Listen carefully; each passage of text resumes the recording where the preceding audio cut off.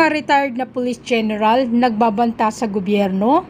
Pagpapakulong kina Eric at Celis Badoy kinagalit.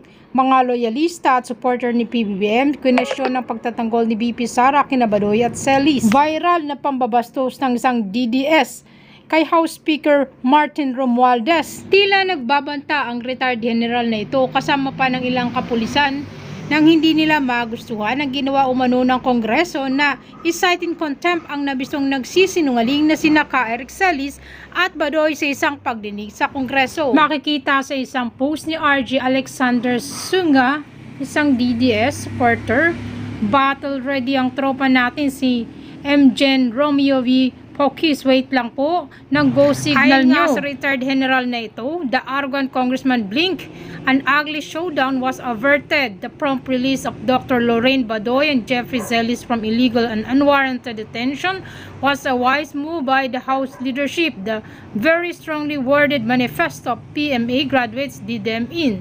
But watch till, while Dr. Badoy and Mr. Celis were released, the other burning issues have not ended. Very rarely do PMA graduates issue such very strongly worded manifestos.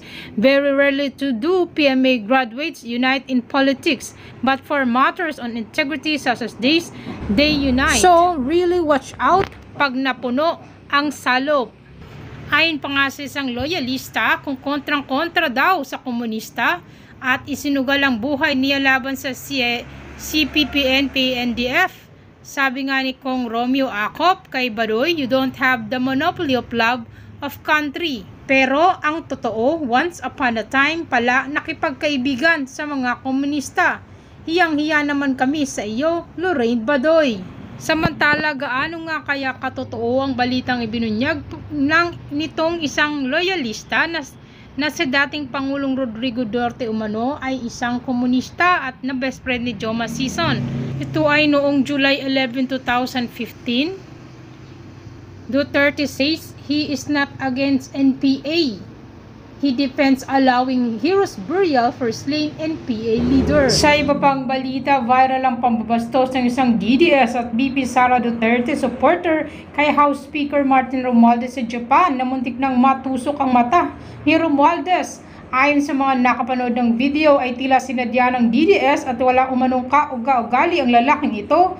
Nasa ibang bansa pa ginawa ang pambabastos. Matapos mag-viral ang video ito ay naglabas ng statement si House Speaker Martin Romualdez ng pagsang-ayon sa DDS supporter kay VP Sara Duterte at nagpakita ng paggalang at pagrespeto sa mga Pilipino.